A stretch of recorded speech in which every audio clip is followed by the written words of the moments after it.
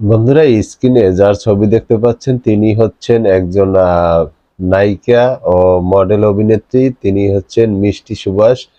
তো এই মিষ্টি সুভাষ আসলে 28 সেপ্টেম্বর ছিল বাংলাদেশ আওয়ামী লীগের সভাপতি এবং সাবেক প্রধানমন্ত্রী শেখ হাসিনার জন্মদিন। শেখ হাসিনার জন্মদিন 28 তারিখে, যদিও থাকলেও এর আগে দেখা গেছে দল যখন ক্ষমতায় ছিল তখন বাংলাদেশ আওয়ামী লীগের কার্যালয় সহ সারা দেশের আওয়ামী লীগের কার্যালয়গুলো এই জন্মদিন ধুমধাম আকারে পালন করা হতো এবং বিভিন্ন কর্মসূচি তারা আওয়ামী লীগ পালন করতো। তো আওয়ামী লীগ পতনের পরে কিন্তু আর এই শেখ হাসিনার যে জন্মদিন এসেছে, এখন কিন্তু সেই জন্মদিনটা এবারে আর ওই রকমের ভাবে ঘটা করে কেউ পালন করেছে এরকমের দেখা যায়নি। আওয়ামী লীগের যখন পতন হয়েছে তখন কিন্তু আওয়ামী লীগের নেতারা সব গা ঢাকা দিয়েছে, যার কারণে দলীয় তেমন কোনো কার্যক্রমে কোনো জায়গায় চোখে পড়ে না এবং সেখানে শেখ হাসিনার জন্মদিন পালন করা তো দূরের কথা। তো বন্ধুরা, আমরা দেখেছি যে শেখ হাসিনার জন্মদিন উপলক্ষে যে জাহাঙ্গীরনগর বিশ্ববিদ্যালয়ে কিছু ছাত্রছাত্রীরা একটি ব্যতিক্রমী আসলে অনুষ্ঠান করে, যেটি হচ্ছে শেখ হাসিনার একটি ছবি তারা টাঙিয়ে সেখানে জুতা নিক্ষেপ করে, যে বিষয়টি সত্যি দুঃখজনক।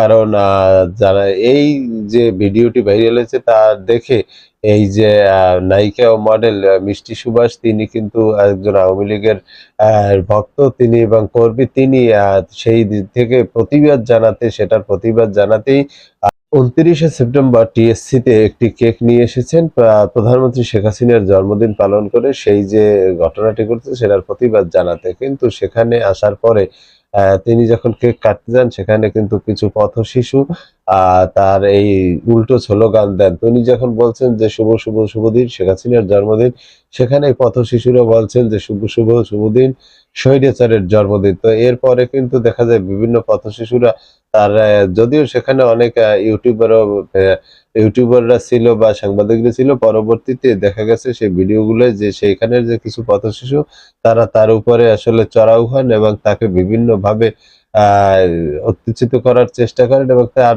যে হাতের কেকটি ছিল সেটি কিন্তু শেষ পর্যন্ত এই উত্তেজিত যে পথশিশুরা তারা কিন্তু কেকটি নষ্ট করে ফেলেন। তো অবশ্যই বন্ধুরা, শেষ পর্যন্ত তিনি সেই জায়গা থেকে চলে যান এবং অন্য একটি জায়গায় যান। সেখানে একটি সাক্ষাৎকারে তিনি জানান যে জামাত শিবিরের যে লোকজন রয়েছে, কর্মী রয়েছে, তারা তাকে হয়রানি করেছে বা তারা এই ধরনের কর্মকাণ্ড করেছে। কিন্তু ভিডিও ফুটেজে সেখানে যে ভিডিও হয়েছে সেখানে দেখা গিয়েছে যে আসলে তাকে যে পথশিশু রয়েছে তারা তাকে ডিস্টার্ব করেছেন এবং তাকে একটি নষ্ট করেছেন। তো যাই হোক বন্ধুরা, আজকের ভিডিও এই পর্যন্ত। তো আর ভিডিও সম্বন্ধে আপনাদের কোনো মতামত থাকলে অবশ্যই কমেন্ট বক্সে কমেন্ট করে জানাবেন।